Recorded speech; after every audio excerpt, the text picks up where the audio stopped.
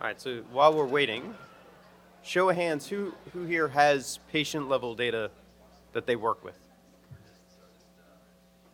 Good, okay. How many of you have it in the OMOP common data model format? A few more people. Can you guys hear me all right in the back? Not at all, no? Any better if I raise my voice? Do you have data in the OMOP common data model format? Raise your hand. Some of you, okay. How many of you have the tools that we've been showing installed in your environment? Show of hands. All right, a few more, okay. 2 hands, 2 environments. All right. So hopefully up till now you've gotten a good sense of the data model, the vocabularies and how they're used to support utilizing the data that's converted into the data model, right? We've covered a bit around how to define populations using cohort definitions. We've talked a bit about incidence rates, so can we detect an outcome in a given population? And so what I'm going to talk to you about now is population level effect estimation. And this is going to be focused on comparative cohort design in the tools and some of the methods libraries that have been developed by the community. So I've got the enviable task of compressing down a full day tutorial in about 30 minutes.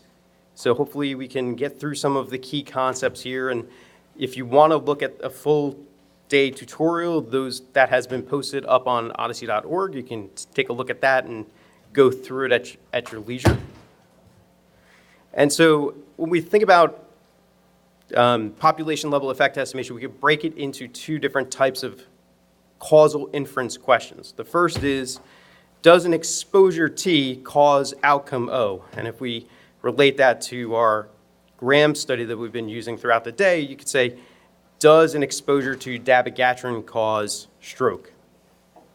And the way that they framed it in the paper is they actually used the second type of question I have listed up here, which is, does exposure T cause outcome O compared to exposure C? So as a reminder, within the Graham paper, they were studying dabigatran, that's our T. They were looking for stroke as our outcome, and they were comparing it to, anyone? Warfarin, thank you. So dabigatran versus warfarin for the outcome of stroke. All right, so this type of question is a new user cohort design. So we can define a new user cohort design as the ability to take the total population. You can think about that as the folks that are in your common data model database. You can define target and comparator cohorts using the methods that Gautam went through. We can define a time at risk that Kristen went through. So if you take a look at this depiction here, you've got these arrows pointing out to the right that can be depicting our time at risk, and the sad faces can be the outcome, so someone that experienced a stroke in that time at risk. And this is a popular design choice because it is similar to a randomized control trial. And so you've got your treatment arm and your control arm, and you're following them over time to see what happens vis-a-vis having a stroke, let's say, in that time at risk. But there's one important difference when we talk about a new user cohort design versus a randomized clinical trial. Does anyone want to volunteer a guess at what the big difference is? Don't have a denominator, not quite, but there's something inherent about the choice of arms. Doctors annoyingly don't prescribe at random. That's right. If you see your doctor walk in flipping a coin to decide what drug you are going to take, you might want to find a different doctor. So there's very good reasons why people are given a treatment, and it's not at random. It's because they have some risk factors or they have some rationale for giving you one drug over another. And so that becomes an important consideration that you have to think about when you're designing a new user cohort design. And so one of the ways that we attempt to adjust for that is by using a propensity score. A propensity score is the probability of receiving the treatment conditional on a set of baseline characteristics. And so what that means is, I think the gentleman in the back mentioned that he had a family member that was receiving warfarin. And he said, well, there's certain reasons why you would receive warfarin. It might be because of your age. It might be because of other comorbid conditions. And so all of these baseline covariates feed into a regularized logistic regression. You can see here we have the Charlson Comorbidity Index could be an input into the model, the gender, the age, other conditions.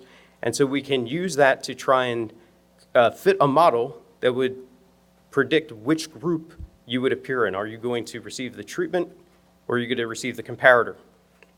And so using these, we can plot a distribution of people based on that model that would have received either the treatment or the comparator. So in this depiction here, in the red, you would have the dabigatran users, and in the blue, you would have the warfarin users.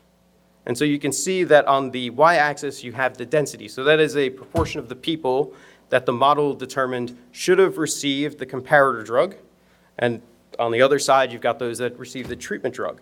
And so you can see from this depiction that the people that we've identified in our target and comparators are not exactly the same. And so making comparisons about two groups that aren't exactly the same could lead you to spurious conclusions about what you're finding. And so one of the ways that we can attempt to adjust for this is to use some techniques to use that propensity score to make these groups a little bit more comparable. And so using the propensity score, we can do some work to trim. So we could take maybe the extremes of that graph and, lob off a little bit of the sides. We could use stratification or matching. So we can divide those groups into different stratum, or we can attempt to take people in the treatment arm and the other group that's in the comparator arm and look at their propensity score, because each one of the people that is in each group receives a probability score, and we can use that to match people together to make them a pair that can be compared. There's other techniques for doing this. One is called inverse probability weighting, which I'm not going to go into. And we can add the outcome model to correct for the propensity score in the model to predict the outcome, but I'm also not going to go into that today. But primarily, we use stratification or matching as techniques to adjust for some of these differences in the population.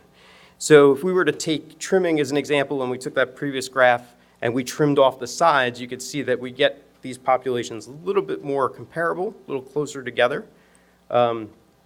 If we wanted to stratify, we can retain the full sample of people we had, but try and split them into even groups that we can then compare. And then finally, we can use one-to-one matching, or we can use variable rate matching, where we take a person from one group with a similar propensity score to another, and we match them together. And so you can see here, this particular graph just basically shows of the people that we matched on, this is the distribution of their preference scores within the matched group. So when we're constructing that probabilistic model for developing the propensity score, there are certain variables that will go into the model. And so one way that you can decide which variables or covariates go into the model is to use expert judgment. So someone who is familiar with some of the cardiovascular space might make determinations around what are important features that might distinguish a person receiving warfarin over dabigatran. And so in the Graham paper, they used a curated list of things that they felt would be ways that the model might predict which group you would fall into. And so they take those out so that they can, or not take those out, but they leave those in so that they can adjust for them in the probabilistic model. Another technique is you could use high dimensional propensity score. So that's basically ranking many variables by correlation.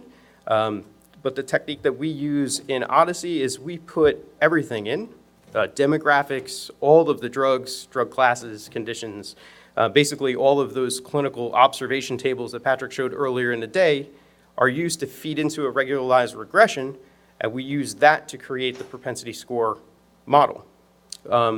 One thing that you need to be cognizant of in that technique is not putting the exposures themselves into the model, right? Because you've got a group of people that are on dabigatran, you've got another group, by definition, that are on warfarin, and so you can create a very predictive model that will basically discriminate very clearly that you can't compare these groups because I can tell exactly who's in what group based on the drugs that they're taking.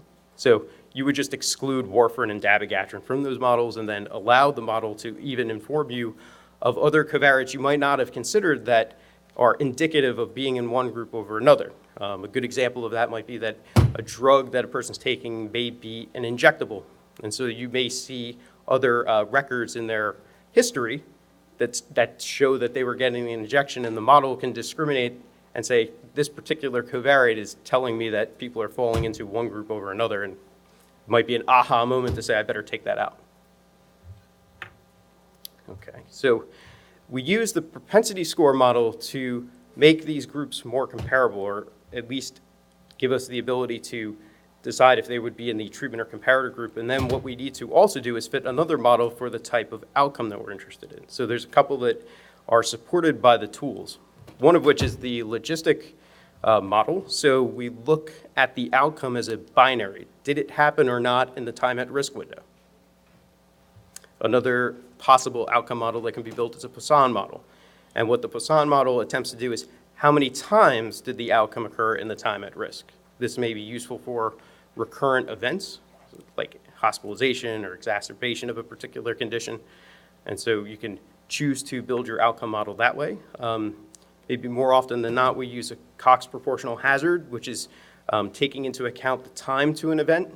And so you can use that to basically say what was the time to the first outcome or the end of observation to determine the hazard rate between the two groups. And each of these flavors of outcome models can be conditioned or not conditioned based on the stratum of the propensity score group or on the match sets. So I'm going to go through the Graham paper pretty quickly just to kind of talk about how we would use this as an exemplar for constructing a study. If we go through this a bit, the target, comparator, and outcomes we've talked about, right? Dabigatran, warfarin, ischemic stroke. The time at risk, when we constructed the cohorts, we looked at the first day, or the time at risk could be viewed as the first day after the cohort start until the cohort end. And again, if you think back to Gautam's presentation, you can construct the cohort start and end dates in different ways to model the problem. It might be that your cohort start and end date may just be a fixed duration of time. It might be, in this instance, the time that you were on the drug of interest. It might be some other criteria, but you can model that directly inside of the cohort definitions, and you'll also have the ability, if you'd like, to define the cohort start and end dates as part of the estimation specification, which I'll show you in the tool. And then finally, the model specification for doing the adjustments, the statistical adjustments I just walked through. In the Graham study, they used a one-to-one matched propensity score univariate conditional Cox proportional hazard model, which is a nice way to say time to event to get the stroke. And so let me pivot over to the tools and show you how we can basically take that paper and fully specify it in the tools.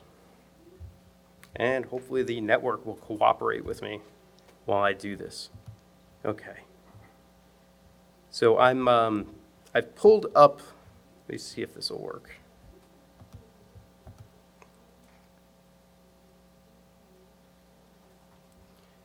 So I can pull up an estimation, and I'm going to use one that's already been created, but I'll take you through how that would be done. So the, oh, excuse me, I want to use this one here. Okay. And so we create a new estimation specification in Atlas, and within there are a number of choices that you need to make. The choices have filters at the very top so that we can define the various aspects of the study. To start with, we could define a comparison that we want to do. And as we've talked about, the target, comparator, and outcomes are specified here. So I can choose an outcome from the list of a list of cohorts for the study from the system by basically picking it from the list. I can do the same for the comparator, and then I can add the outcome. So in this case, I'm looking at ischemic stroke observed in an inpatient setting. I could very well add additional outcomes to this list. I'm not going to do that as part of this example, but you can see that the tool does support evaluating multiple outcomes. And if you remember back to the abstract of the paper, the Graham team was looking at ischemic stroke, they were looking at bleeding, so they were evaluating multiple outcomes as part of that study.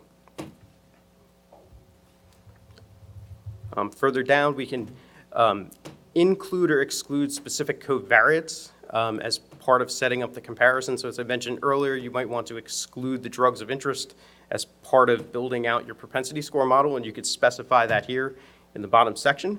Specifying that list of drugs is done using concept sets, which we covered earlier. So it's a matter of defining a list of dabigatran drugs and a list of warfarin drugs, which could be done now using RX norm ingredients, and you could say exclude any RX norm ingredients or its descendants that include all of the clinical forms of those drugs. And now that you've set up your comparison, you've defined the clinical question that you want to ask, right? For those that have an exposure to dabigatran, what is the rate of ischemic stroke versus those that are on warfarin? The next step becomes defining your analysis settings. And so that goes into the propensity score matching and defining time at risk. So let me take you through what that looks like. So there are a number of choices that you make when you are defining your analysis. We've again tried to break that down into separate sections that you can filter along the top here. So if I want to just show you what are the options for defining your study population, you could see that there are a number of choices that you can make. Starting at the top, you could look to restrict your study population just based on the calendar date. So if you're interested in this particular study question in a particular year, you could define that as a start and end date here. You could also further filter the groups based on should the first exposure per subject be included, which is something that we've already done inside of the cohort definition, so I don't need to change that here. I can also decide how to potentially remove subjects that are in both the target and comparator cohort. So it is possible, depending on how you've defined your cohorts, that if you wanted to make sure that no one taking dabigatran had a prior exposure to warfarin, or vice versa, you could make that analytic choice here, or you could do it inside of your cohort definition. Either one is acceptable.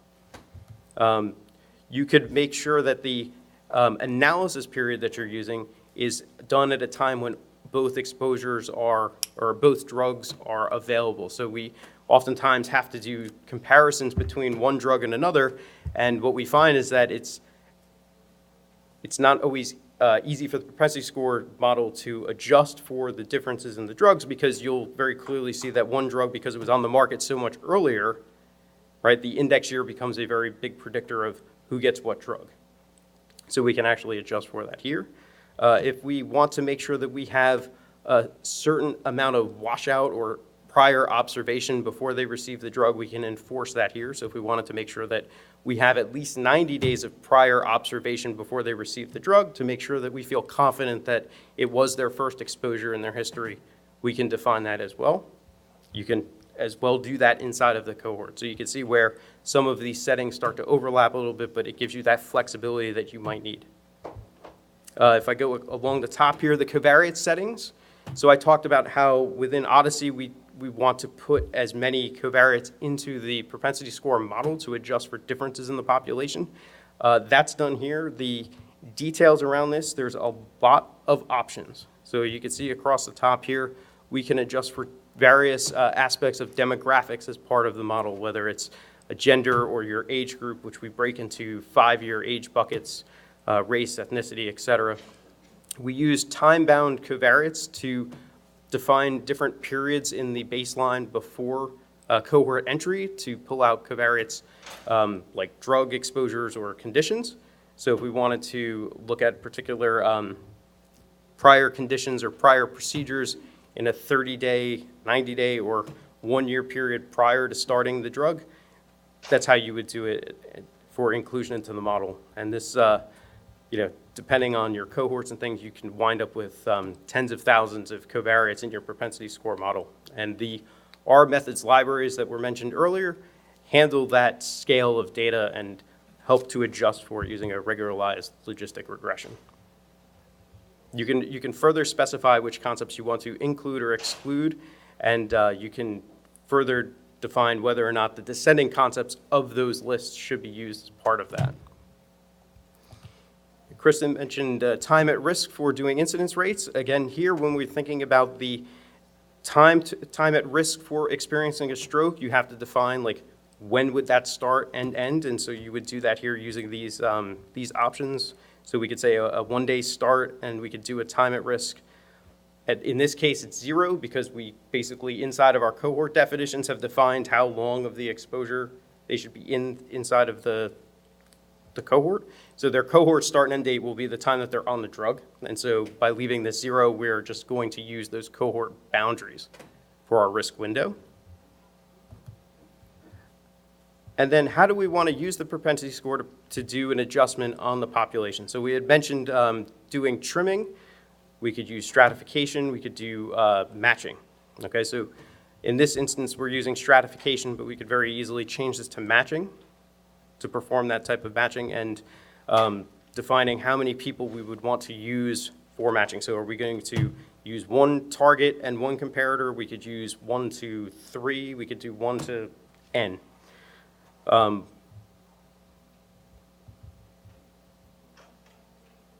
Yep, we can further, some of these options get a little bit more advanced, but really at the end of this, we want to define the outcome model. So as they did in the Graham paper, we've picked a Cox proportional hazard that's regressioned on the stratum. I changed that from stratification to matching, but get the idea that that can be an input into the outcome model. And so once this analysis is defined, you can now come back out here and you want to take this analysis, right? You want to run this on your common data model, right? So now that we've specified this, we need to actually use some code to connect to our database and run this thing and produce the results.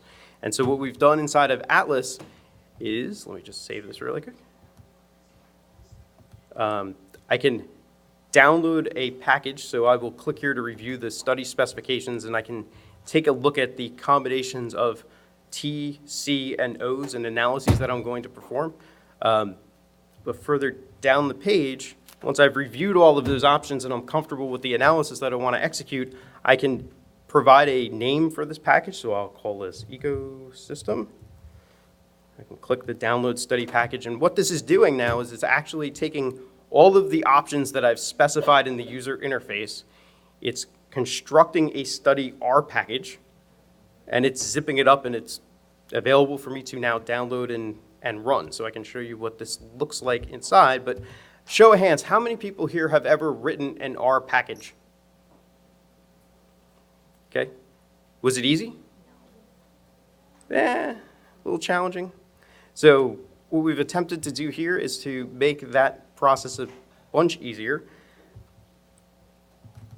by taking a skeleton study, basically a stripped down version of an R package, and hydrating it with all of the specifications that you saw in Atlas. So I can actually open up this R project, and I can take you through all of the assets that are included as part of the study. All right, so again, we had our target, comparator, and outcome cohort definitions. And so those are actually now in here as JSON representation. So Gautam had showed in his overview the JSON representation of all of the logic, all of the criteria that goes into your cohort definitions. So those are all here, as well as all of the code that would be used to actually instantiate these against your CDM. So in the SQL folder, if I go a little deeper, you can see all of the various SQL code that would be used to run against your CDM to produce these cohorts. Okay? The package itself also contains a README file which tells you all of the R packages that you would need to install and have available locally for you to run this study. So you can see here there are a list of required packages in order to run this study. So there's SQL render, database connector, feature extraction, cohort method, empirical calibration, and methods evaluation. So those were all up on the slide from earlier today that you would need to perform the study. And within the extras folder, we have basically some boilerplate code that you can modify for your environment in order to run this study. So basically, you would go through here, you would say which database you want to run this against. And again, going back to the overview of Achilles, you've made that determination that this is my CDM that has people in it that I can conduct the study against. So now you can actually configure this, install it, run it. And Greg's going to talk a bit about Arachne, which you could use to run this on a network. So now that I've got this package, I can run this, I can perform the analysis, and I'll take you through what the results look like. But this is now an asset that you can transfer and potentially use to run this study on the OHDSI network. So once you've gone through this process and you've evaluated whether or not this question can be answered using your data, the transition to bringing this out to the network and posing this as a study that maybe others would be interested in doing can be done by exchanging this particular package. And the specifications for it are embedded in here as well. So let me just take you quickly through the results of what running this package would look like, because this would take a little bit of time to run real time. Just hop along here. Okay, so you would get a propensity score distribution plot, all right? All of the diagnostics that I'm going to show you are automatically produced by running this package. Okay, so you will also get a hazard ratio. You will get other statistics that you would want for your publication. But as part of what we've been doing in OHDSI is we also include the diagnostics because this is an important thing that you need to evaluate even before you run the study, is running this up to the point of producing results to make sure that you are doing a proper comparison, right? If you've got completely separated humps in this graph here, that probably means that you shouldn't be trying to compare these two groups. You can see what the population looks like after performing matching. You can also get an attrition diagram. Let me just step through this really quickly with you. So you can see at the very top here, you can see these are the cohorts as selected by Atlas. So these were the inputs into our analysis. This is the dabigatran and warfarin groups. You had about 20,000 treated, about 55,000 in the comparator group, right? It goes through a filtration process where, in this particular analysis, we removed subjects that were in both cohorts. You basically see along the left-hand side all of the filtration steps that were done. On the right-hand side, you would see the results of that filtration. So you see that there were 8 people that were in both cohorts that were removed from the analysis. And as we go further down, you can see that that then performs all of the matching, and you're left with about 16,000 people in both groups. And you'll notice that the numbers are even because we've performed matching. And so these would be your inputs into the Cox regression model.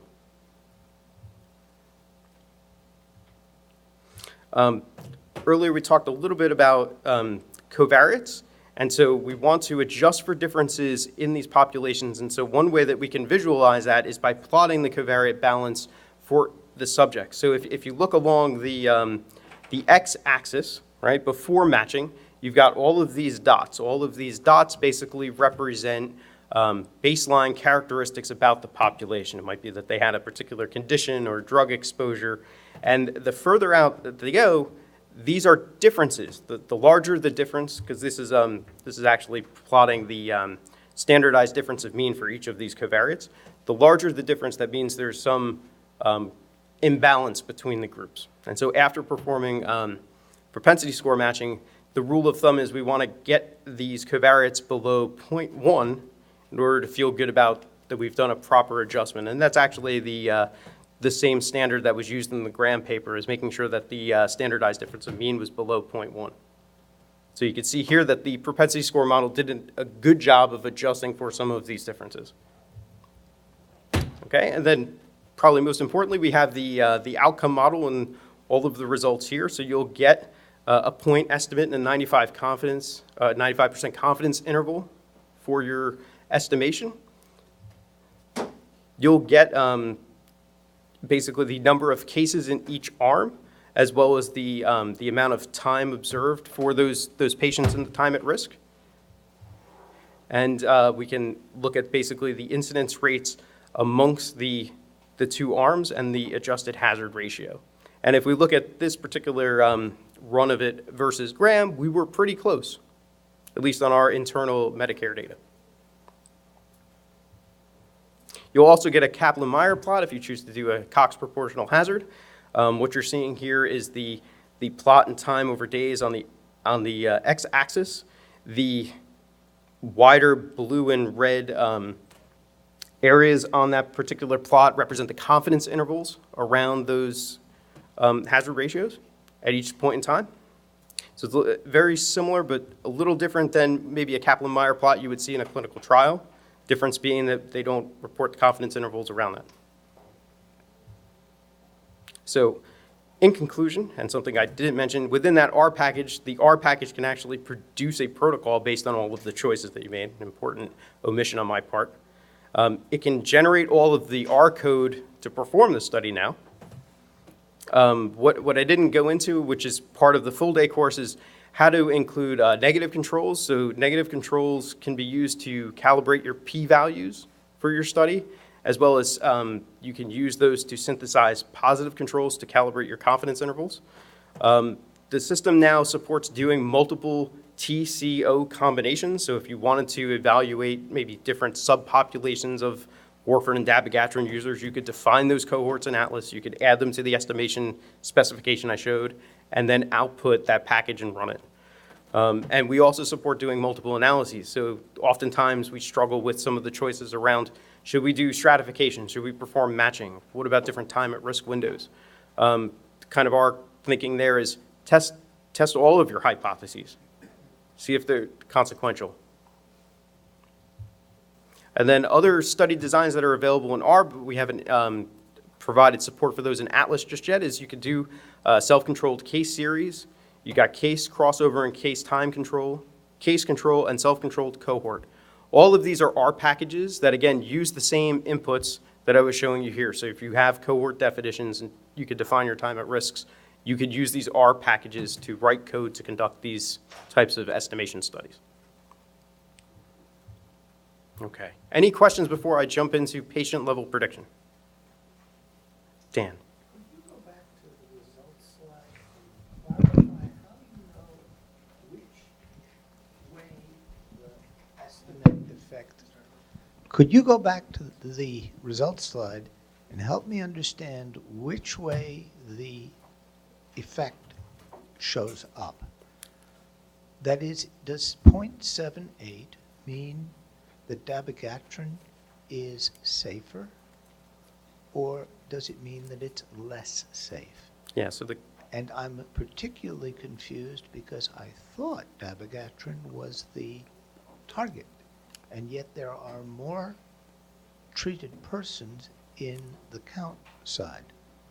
So the question is, the question at hand is dabigatran cause more strokes than warfarin?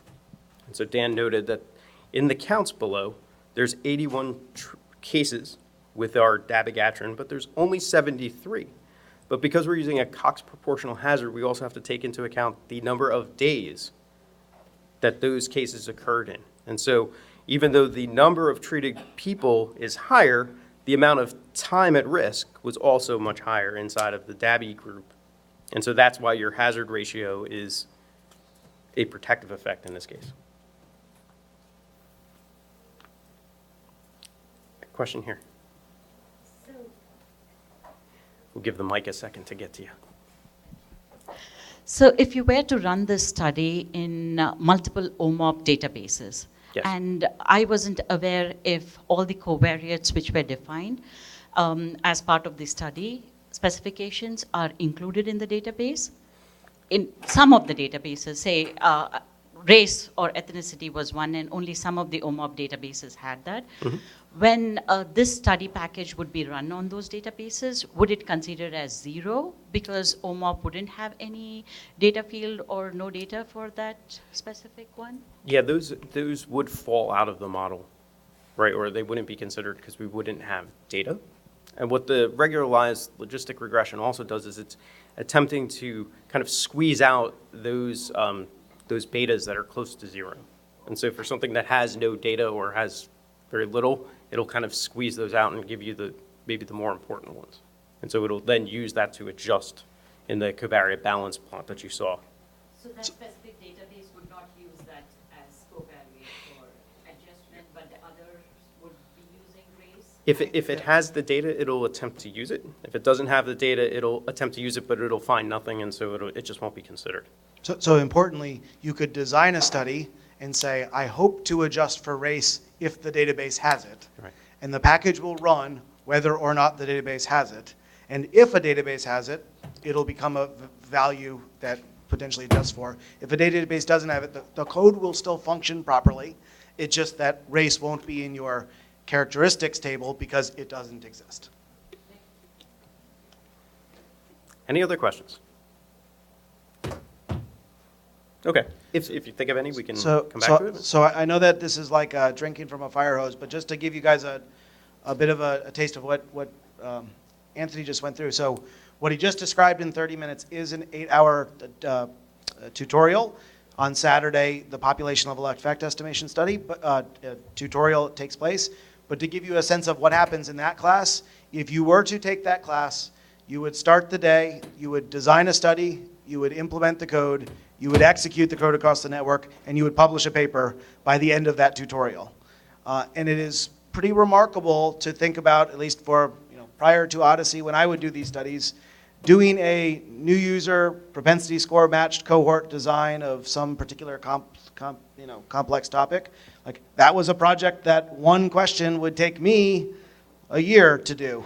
And so if you come on Saturday, you'll take what at least took me a year and can do it in a day. And I think it's a testament to the capabilities that have developed, that we've started to establish these standardized best practices and codify them in a way that makes it much more efficient. So hopefully you guys get a little bit of a flavor of like what it is, but if you're intrigued or interested or have a desire to do estimation studies yourself, I would encourage you to check out the advanced course that goes into the depth of this. Okay, I'm going to jump into the next topic, which is going to be patient-level prediction. Patient-level prediction is also a full-day course that is being offered on Saturday, and I'm going to try and do it justice in 30 minutes, so please bear with me here. The patient-level prediction is an R package. It's available up on GitHub, and it aims to answer an important question, which is, what people in my target group are going to go on to have an outcome? So if we continue along with the Graham example, we could ask the question, of the people that are using dabigatran, who goes on to have ischemic stroke? Which is a different question than we were aiming to ask with the causal inference estimation question. And so the patient-level prediction package and some of the tools that I'm going to show you aims to allow you to specify your target and your outcome in this case. And within the package, there's at least 8 models, and then there's additional deep learning methods that are being developed to build predictive models to try and predict what are the discriminators for people that are in my target group that experience the outcome. And so this package is used to basically attempt to answer that question, as well as provide support for doing external validation. So if I want to train a model on my internal CDM that attempts to answer that DABI and ischemic stroke question, I can produce a model and I can get some type of measurement around the area under the curve that tells me the discrimination that I can draw with this population, and it works well on my data. But then I want to maybe see how well does this model generalize to other populations. And so there's been a lot of work done by Peter Reinbeck and Jenna Reps to take this package and add models to it and add external validation. So I encourage you to check that out on GitHub. I'm going to take you through the process of actually defining a prediction problem inside of Atlas, and then the process of running and the output that you're going to get. So I'm going to jump back over to Atlas. I'm going to jump into the prediction model, which is a little hidden at the moment. And so again, we've set up this prediction study to give you kind of a sense of how you would go about defining the prediction problem. So again, I want to predict of the, well, let's use warfarin since that's what I have up on here. For the warfarin new users, my outcome of ischemic stroke, I want to be able to try and fit a model that tells me who might have that outcome. I can add additional targets. So if I wanted to also evaluate the dabigatran users, I could add that to the list.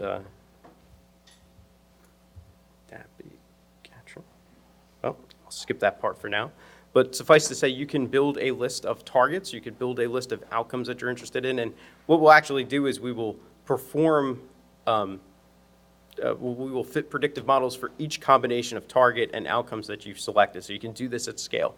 But for now, I'm going to just show you one T, one O, and then the model setting. So as I was describing earlier, there are a number of predictive models that are part of the PLP package, which are listed here. So we have lasso logistic regression, random forest, gradient boosting machine, ADA boost. So if you want to evaluate how well these various models can discriminate between your target and predict the outcome, you just add them as you would like. So you can go in here, you could set all of the hyperparameter settings for the model.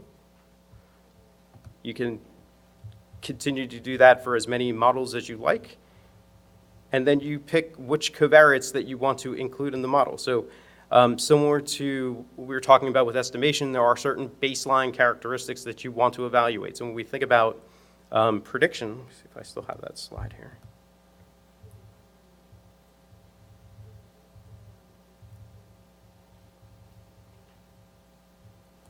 Yeah, let me just jump back to this for a second.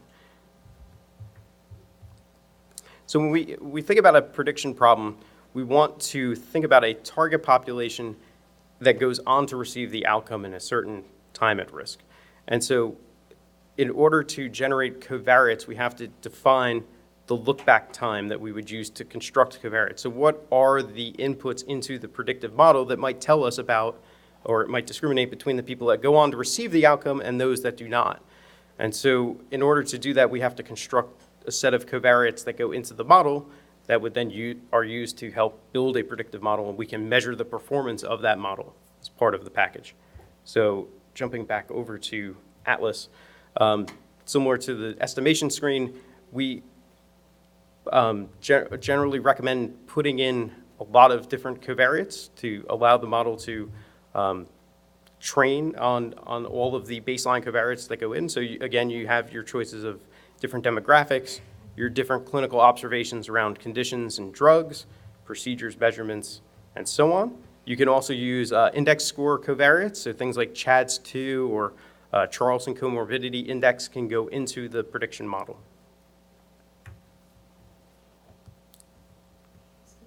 Yeah, question? The drug covariate that was mentioned, Yes. is it all the drugs or can you specify drugs? So if you use the checkbox here, it's going to consider all drugs that are in the patient's history.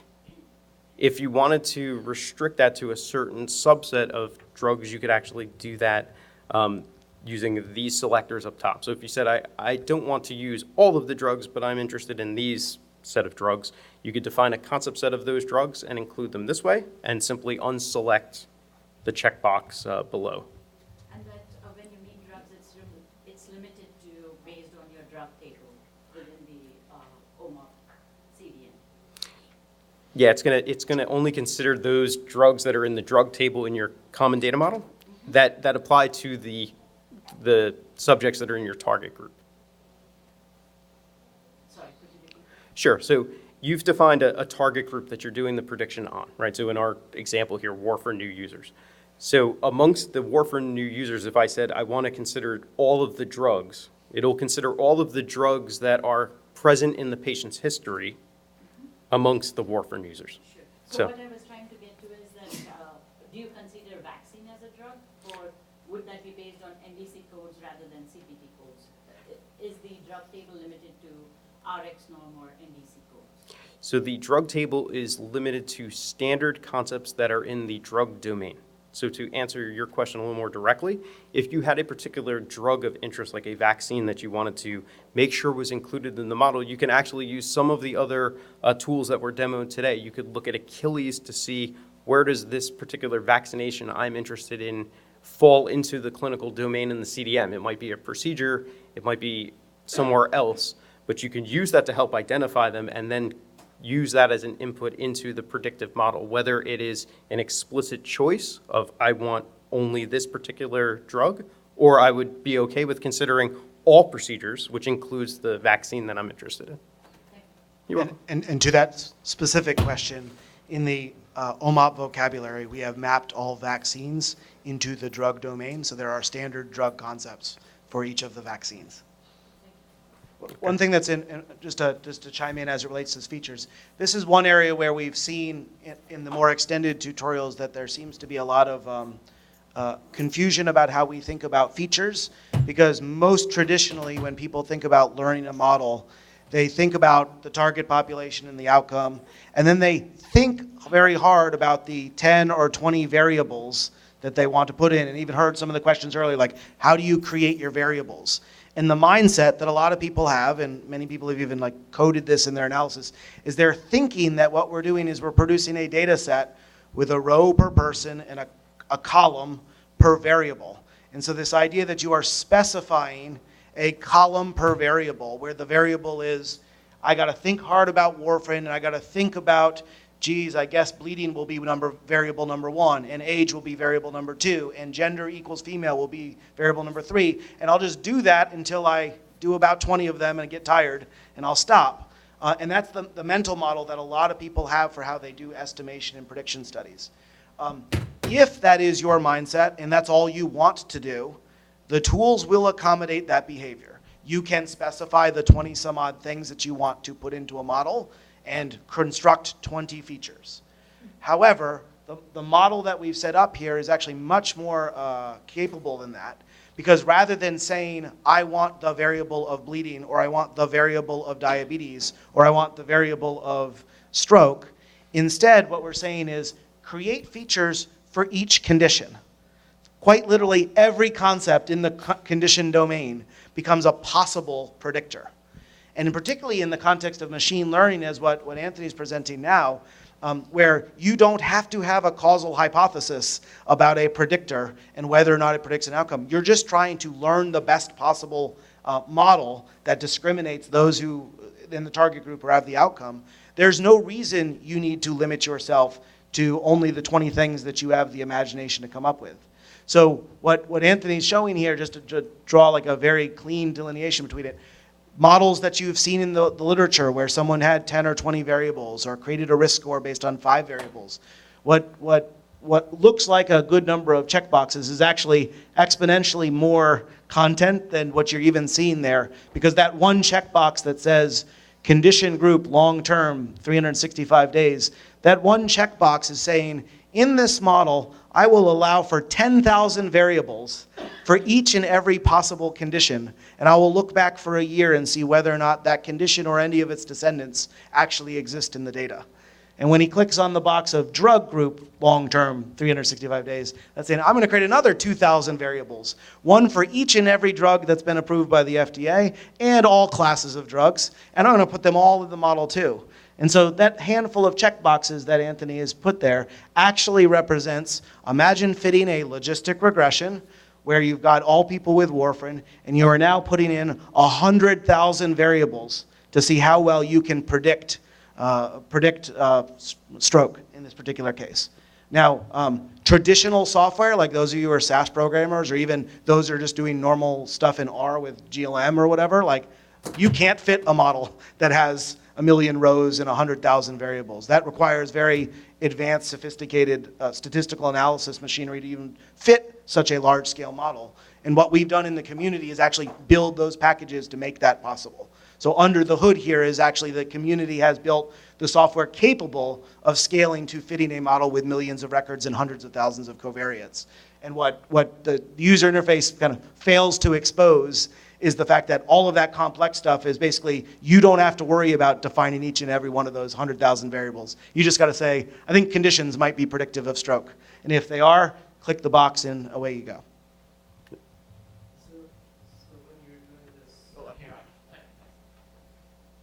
So when you're doing this, does it limit the actual conditions and predictive outcomes to just the population that the cohort has, right? Yeah. So if a condition does not occur in any of the people, then it can't be a predictor. Right. Hi, cool. 2 questions. One, do you have extra functionality to do any power analyses, so that if I include way too many covariates, will I not be able to catch some amount of effect that I want to catch? And then, is there a time bottleneck with the size of cohort that you use? Like after you have like more than 1 million or whatever patients, like will my models just be too slow to run? Yeah, so there are a few questions there. Power calculation, do you want to take that one? So Anthony will go through it, once we show you the code, Anthony will go through the various diagnostics that actually are produced by the package. And so part of that is for you to be able to evaluate whether or not you've overfit a model, which would be a suggestion of power, as well as how well the model actually performs in internal and external validation. Mhm. Question back there.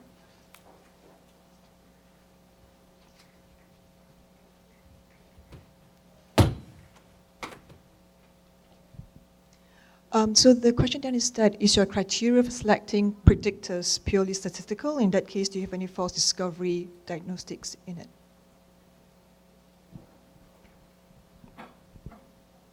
Okay. So I think, the question was, when you put a lot of variables in, are you potentially having some sort of multiple comparison problem that you?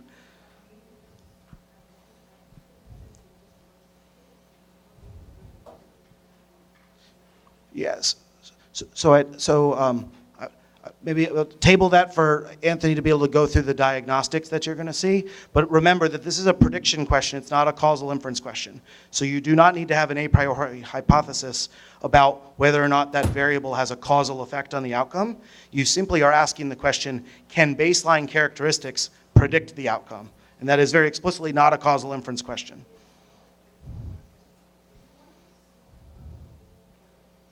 Yeah. Okay. So once we've defined what covariates will go into the model, the next choice that we need to make is around the population settings and defining a time at risk window. So in this particular case, we're going to use a 1-year time at risk to evaluate the outcome of stroke. We're going to require a minimum time at risk, so we might not want to include people that don't have enough observation time because it might skew our results in terms of the predictors for the outcome. So we can decide whether or not subjects without a time at risk be removed. So if people are being censored because we just don't have observation, we need to make a decision on whether or not they should be included in the training and test sets for the predictive model. We can also, within this particular page, decide whether or not the first exposure per subject is used or if we allow for multiple exposures by the subjects. We can also include people with the outcomes who are not observed for the whole risk period. So if we're okay with the fact that maybe somebody had a stroke within the first 90 days, but then their observation was truncated, we could choose to put them into the model or leave them out. So you have that flexibility to decide how you want to include people for the model training. And then you can also decide whether or not to remove patients who have an observed outcome prior to cohort entry. As I understand it, one of the big predictors for a stroke is prior stroke. And so you might not want to include people that have had a prior stroke as part of trying to predict this problem.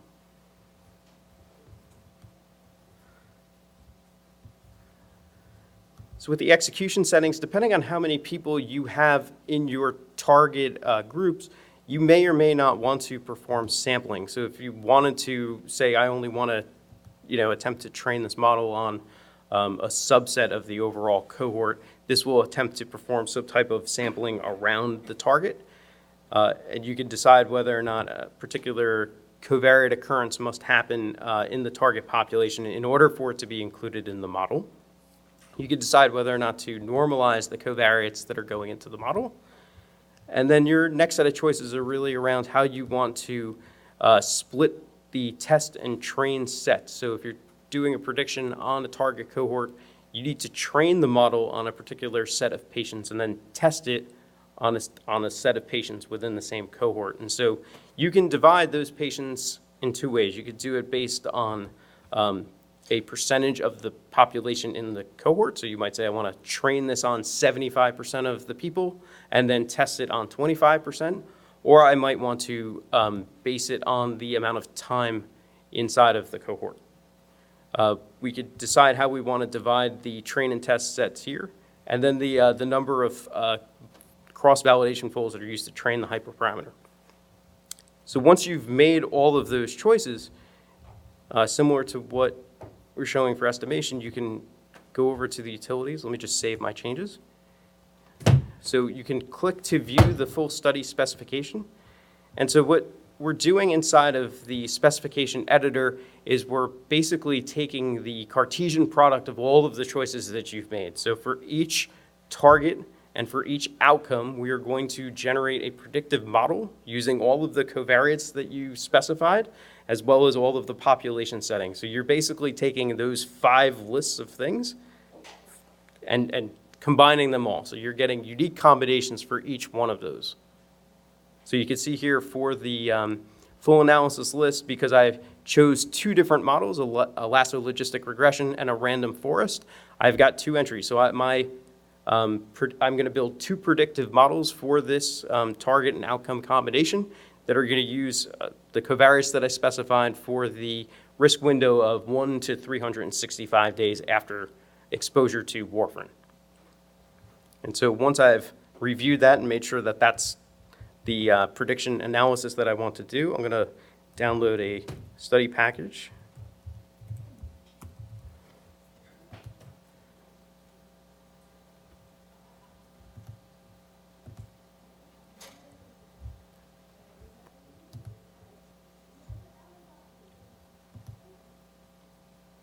And again, inside of the prediction study package, you're going to have all of the assets that would go into running the study itself. You're going to have the target and outcome definitions in terms of their JSON representation in SQL, as I showed earlier. You're going to have the ability to configure and run this within your environment using the code to run. And you're also going to have the ability to generate a protocol as well as a results document once you've executed the analysis. You're not impressed. Okay. It's all right. I'm going to try. There's one person impressed back there. Okay, thank you. Similar to the estimation, you have a README which tells you how to actually get this package off of the ground in terms of installing the patient-level prediction tools, checking and verifying the installation, and then how to build out a network package so that if you wanted to do external validation of your models, you could do so. So once you've run all of this code, you're going to produce a predictive model as well as diagnostics that you can use to evaluate how well that model is performing. And let me just see if I can jump into this here. So I went through that. Okay, so for each analysis, you're going to have a folder that's going to contain all of these assets. The assets themselves, I'm not going to go into each in detail, but you'll get an output. So this will tell you how to evaluate the performance of the model. So if we look at this particular set of outputs, the population size of 7,000 people, of those, about 187 had the outcome, so you had about 2.6% that had it. You have an AUC, or area under the curve, of about 0.65, so not a great predictive model. So if it's at 0.5, that's basically a coin flip. So we don't really feel very confident that we would be able to predict who's going to go on to receive the outcome. And so 0.65 is like a little bit better than okay. And so these other measures are going to help you interpret these results. The ROC curve is plotted for you. So this is the AUC. The dashed line here representing the 0.5, again, represents random chance. If you were to just flip a coin and try and guess who might have the outcome, that's basically what this line represents. And then this particular line with the blue area under the curve is the AUC that we were just talking about. So if we had a perfect model, it would look something like this plot over here, where it's just about hugging the corners at the top. You'd have something like an AUC of like 0.99, so it would be very, very good at discriminating amongst the target group who goes on to have the outcome. And then something you hopefully don't want to see with your models is something along these lines, where you would just, again, be doing this at random chance. The precision recall, so this is basically the ability for the to know when the outcome is rare or not. So if you may not have a lot of people that have the outcome in your population, and so you could use this to just determine the precision and recall of the model itself. Patrick talked a little bit about the calibration. So is this model well calibrated? And these plots will be described in a lot more detail in the predictive session on Saturday. So I'm not going to go into it. But again, you're getting a whole lot of information well and beyond just the predictive model in the AUC. So you can really understand what's gone into the model and how to evaluate it. You could see a variable scatter plot showing the differences between the people with and without the outcome. And so if those values that are more common in those with the outcome are going to appear above the line and help you identify what are the covariates that went into the model that were predictors. So you can better understand what is it about the target population that might be predictive of the outcome. And so the patient-level prediction package also includes an R-Shiny application, which is awesome, and I wish I had it running so I could show it to you. But basically, it allows you to browse through all of the results and all of the diagnostics that I was just showing you. So once you've run through this against your common data model, you can actually boot up this patient-level prediction Shiny view and actually start to explore and analyze all of the outputs from the models that you've run. And so I'll stop there for any other questions. Otherwise, I'll turn it over to Greg. And just to reiterate that there's the whole 8-hour course on this. Probably should be 8 days, but it's only 8 hours. But in that 8-hour course, if you were to attend that, you would go into the room, you would start by picking a question, you would design a study, you would implement the study, you would execute the study, and you would have an interactive website with all of the results to actually explore by the end of that day. And so I think, we just wanted to give you a little bit of a taste of it here, but I want to reinforce the impressiveness. I've done a bunch of prediction models in my day, but all of them also took many, many months. And so the idea that we can do it now in many hours is pretty remarkable.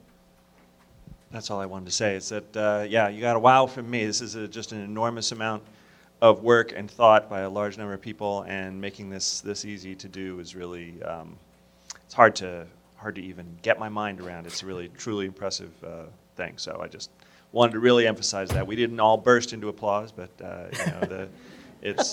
yeah, we could.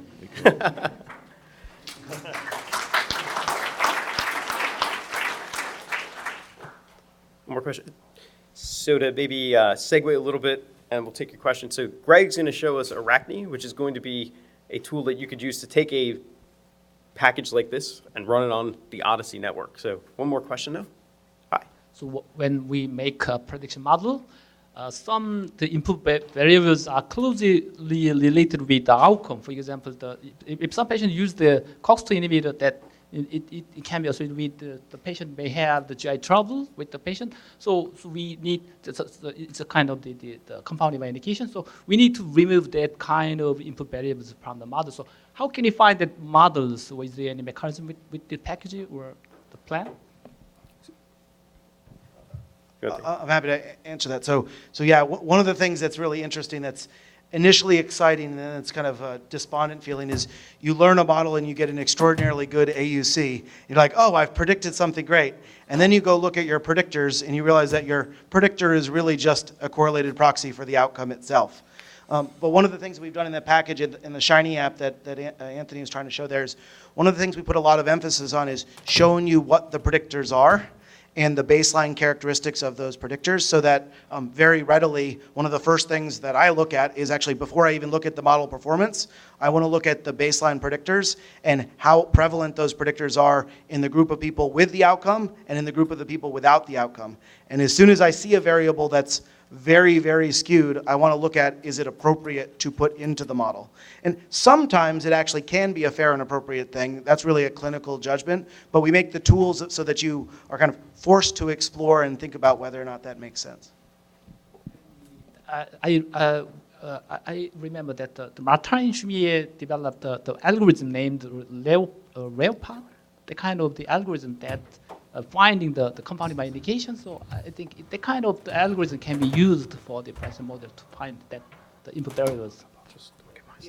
Yeah, I think more broadly, what the patient level prediction package is doing is it's providing us a framework for doing variable selection, feature engineering, and then model fitting, and then evaluation.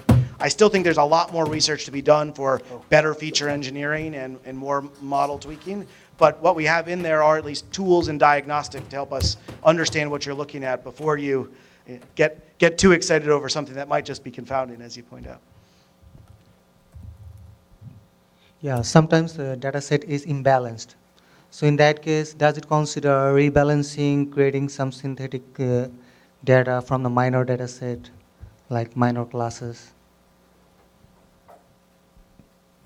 So I think it's probably out of scope for today. In the PLP discussion, there's a big long rant that Peter will provide about why we think it's not really a good idea for you to do class rebalancing.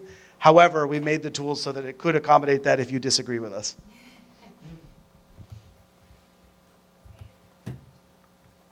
Just bringing up Greg's slides here. I know we're all tired and it's a super long day, but could I get one more woo? Woo! All right. At least the group next door will think we're having a good time. Sam, you got a question? If there's Deb Scott a question. One of the things in this is how do we know when we have an appropriately wide set of data? Because we're coming from a health system where I'm going to have direct EHR data. I'm going to have claims data that we obviously sent out. We have at times the ability to bring in claims data that have come back. But it seems like you could be dealing with a thin base data set, and a lot of what was just shown would inherently be handicapped. Yeah, I'll comment on this.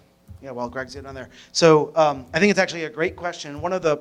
Personally, one of the reasons I'm most excited about the OHDSI community is that by having a network, we can frame that question actually as a purely empirical question. So particularly as it relates to prediction, it's an empirical question how well a model works on your data. If you were to take warfarin and try to predict stroke, some data sets might do a good job of that problem and some might do a poor job. And the question becomes, is it the algorithm that was the limitation or was it your data? It's super hard to answer that if you have one database and one algorithm, and each time you run an algorithm it takes a year. You're probably not going to do a large number of experiments around that. But what these tools have actually enabled us to do is now you want to answer the question of like, is it the algorithm's fault? Well, click on 7 buttons, run 7 different algorithms. If all the algorithms get the same performance, it ain't the algorithm's fault. And then you're left with, well, is it my data's fault? You're now part of a community with hundreds of databases, and you can literally just copy and paste that file, send it to them, and they can run it in a matter of minutes and tell you how well it works in their environment. And so the excitement that I have about what we now have as a community together is we can take that question of what questions are our data good for and what questions are our data not good for, and we can now turn that into an empirical question that we can rapidly explore to get a good answer to. I would think Achilles coming closer to that as well as Okay. Yes. Before we start the next one, can we hold for a second? I gotta adjust something. Sure, got it. Yeah, so one of the things that, and I think it'll come through in Andrew's tutorial, the data quality, but like just figuring out like which databases are fit for use is an important question. I think as a community we need to be working together, thinking about like how do we do that more efficiently? Part of that does come to the fact that we need to change the culture of sharing. Because right now everyone still kind of has their data in their own environment. They'll share a little bit begrudgingly, but we don't really have as much of an open culture about sharing what's about our data. And I think there's an opportunity for us to figure out ways to share knowledge about our data while still, priority number 1 is protecting patient privacy and not doing anything that would, compromise the integrity of our work. But, what you saw with Achilles, as you point out, like that's just aggregate statistics about the data. It should be the kind of thing that we should, as a community, work towards. Like, how could we share that with each other so that I could just rapidly, quickly, and say, like, which databases have warfarin? Which databases have stroke? Which databases have 3 years of longitudinal observation? Okay, those are the databases that I'm going to predict stroke in warfarin for a 3-year time period.